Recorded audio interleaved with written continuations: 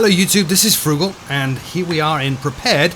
It doesn't matter that I'm in Prepared, this could just as well be FSX, it's easier for me to film in Prepared, but this is Prepared, and it's going to be a fully loaded flight from KMCO, or Orlando, home to KATL. I figured I haven't done very many flights on this channel in America, so by popular demand actually, people keep saying do this flight, and many of them are actually American, so we're going to do an American flight in the Southwest 737-800 NG with winglets, and I'm going to do things a little bit slower than normal because another thing that's come up quite a lot in the comments is how do you plan a flight? How do you select the SID? How do you select the star? How do you do everything? Which I've covered a lot in previous videos or previous fully loaded series, but haven't covered, I guess, in the past year or so. So for the 10, 20, 30,000 people that have joined since I last did this properly, I'm going to do it properly. So if you already know how to do all this stuff, you might want to look away and just come back for part 2. Part 1 is all going to be flight planning, and I'm going to be doing that on the second computer in PFPX. So let's go over to the second computer right now. Alright, so this is PFPX. This is my preferred flight planning tool. And I gotta put a caveat in here, by the way. This section of the video actually went horribly wrong in recording, so this is a re-recording. So if some of the information you're about to see doesn't match with the final flight, then don't worry about it too much. There's only going to be minor bits that don't match. But anyway, this is PFPX from Aerosoft. It is my preferred flight planning tool. You can plan a flight very easily using simbrief.com. I have videos up showing you how to do that. In fact, I also have videos up showing you how to even do it with FS Build if you want to do things old school. But here in PFPX, first we need to make sure that the aircraft we want to fly, in this case a Southwest 737, is in our aircraft database. And there it is there, 737-800, November 8301 Juliet. That's the aircraft we're going to use. Next up, I'm going to click on the flight button at the top here, and I'm going to key in my flight number. Well, I don't actually know my flight number, so I'm going to go and look one up, and this is where FlightAware comes in. People in a previous video of mine said that FlightAware is not that useful if you're outside the US because it doesn't show you the route. That's fine, it will still show you origins and destinations and who's flying between them and the kind of aircraft that are flying that route, which is useful if you want to do things realistically. So we're going KMCO over to KATL.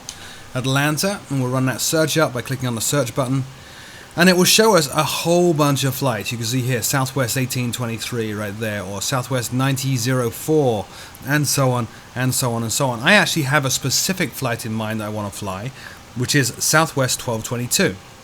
So I can go back up to the top here and type in SWA1222 and hit that track button, and here are the flights from Orlando to Atlanta, Southwest Flight 1222, and you'll notice they are 737s. That's exactly what we want right there. The reason I wanted to do this as well is this.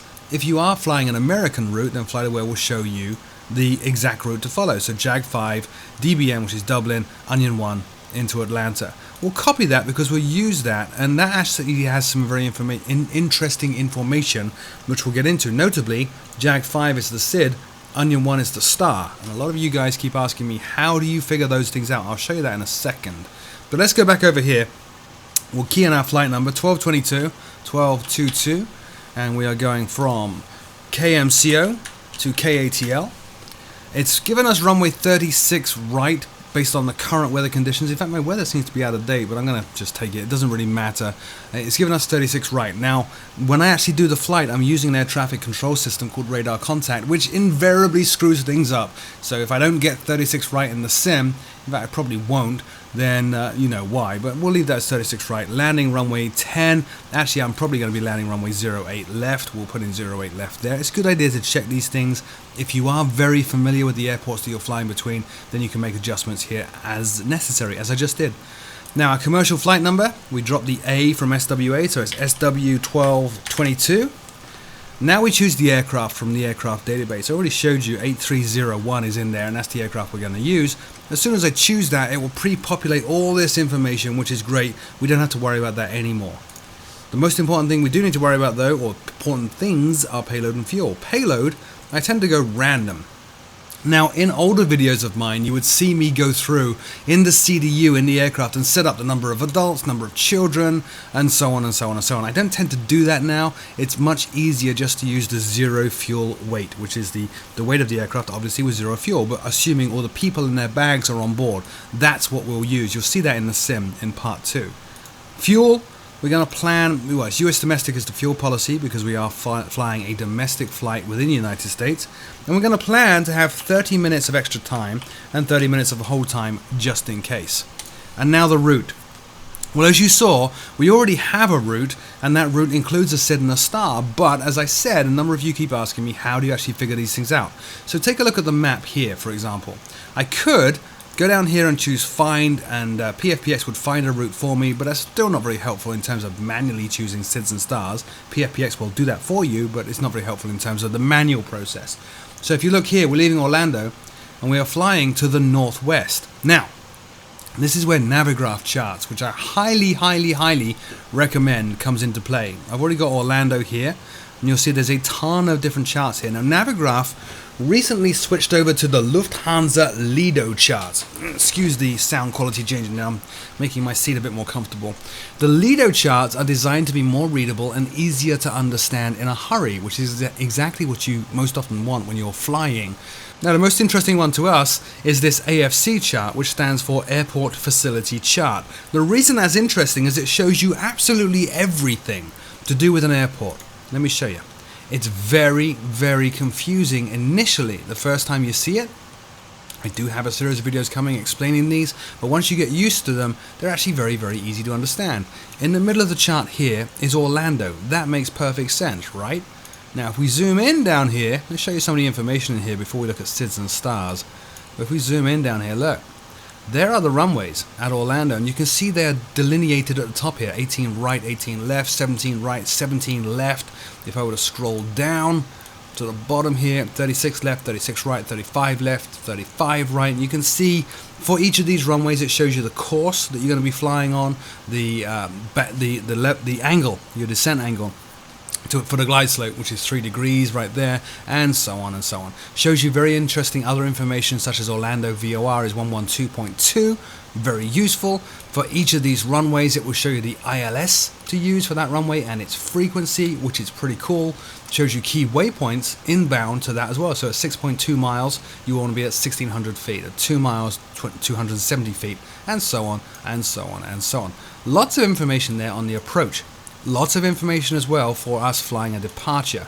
Notice this big circle that surrounds the airport here. That's the minimum safe altitude circle that extends 25 miles around the airport, saying we don't want to descend beneath 3,000 feet unless we're talking to our traffic control. You know, we could have some serious problems if we do that because it's an airport.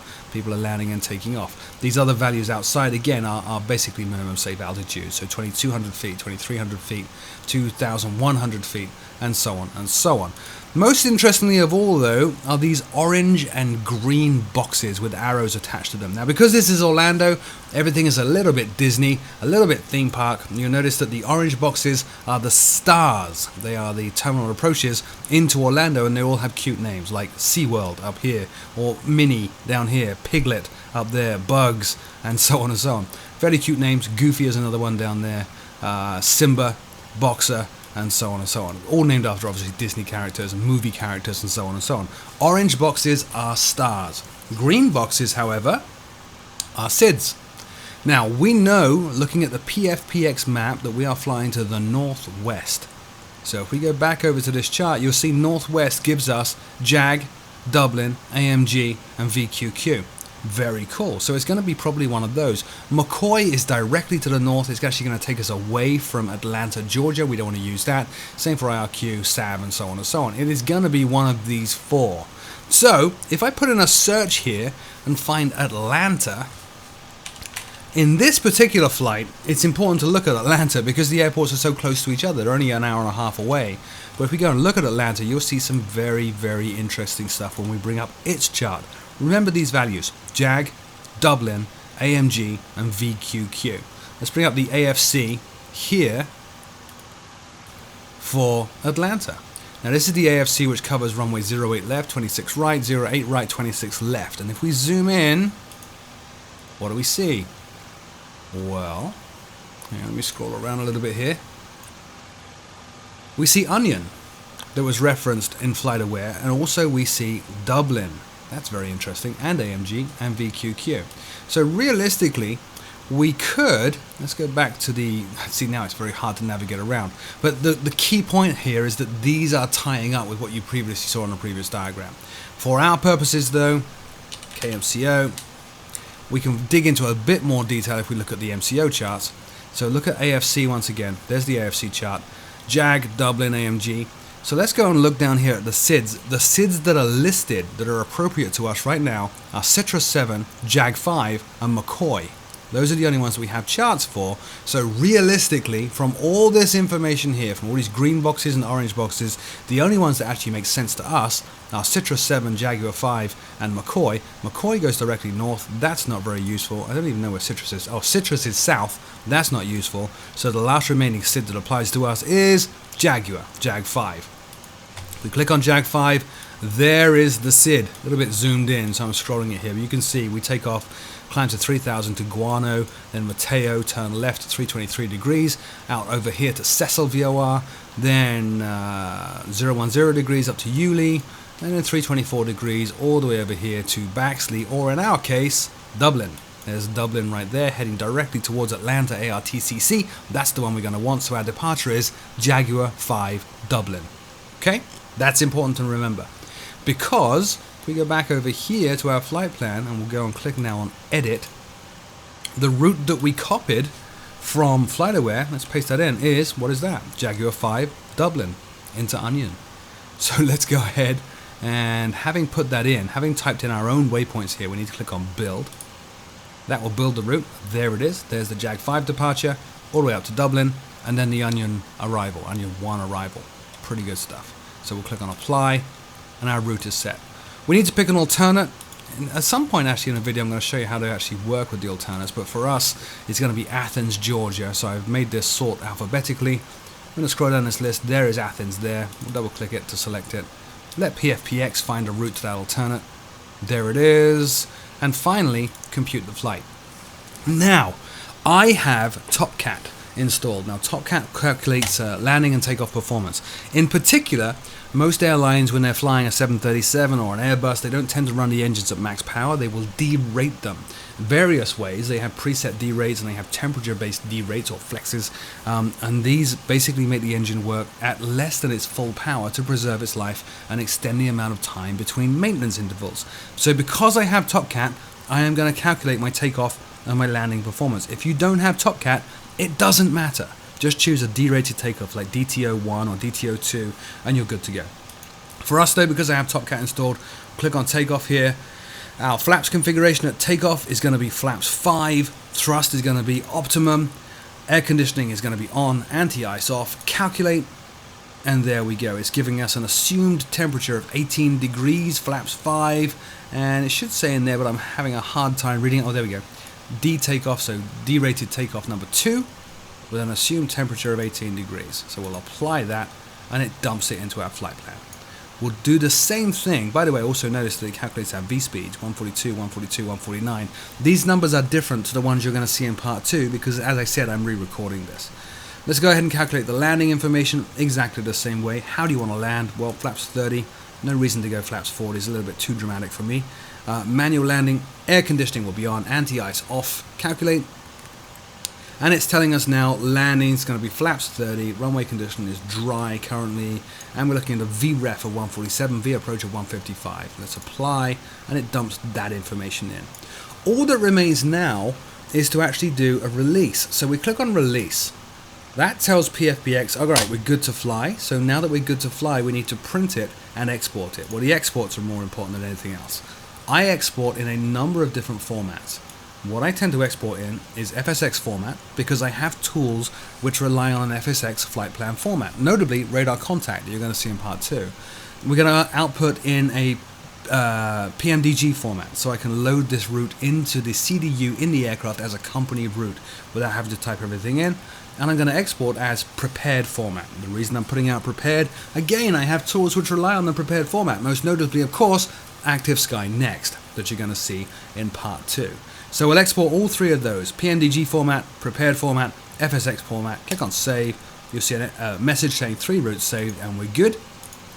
It is also very handy, of course, to print your flight plan. If you want to save on paper, and I like to, then rather than choosing your printer, you can go on the internet and Google for Bullzip PDF, this thing. If you download the Bullzip PDF printer and install it, you can print to PDF. So we just click on OK, and after a moment the Bullzip dialog comes up, and I can tell it, open the document after creation. If one already exists, I don't want to add to it, I want to delete it. That append if output exists is very useful, by the way, because you can go and print all your charts and put those on the end of your flight plan, which is a cool trick. We're not going to do that today. We're just going to output, save, and as soon as it's produced that PDF, it will load it up for me here in Adobe PDF Reader. And here's my flight. Everything looks good. Now, as I said, these numbers are going to change between this part of the video and the next part of the video, because I had to re-record this bit, but that is the end of this part of the video. Focus today was just on flight planning. In part 2, obviously we're going to get the aircraft powered up, we're going to get it ready to go, and working with all the other add-ons, of which there are innumerable, because this is fully loaded. As always, my name is Frugal, thank you so much for watching, and until next time, I'll see you very soon.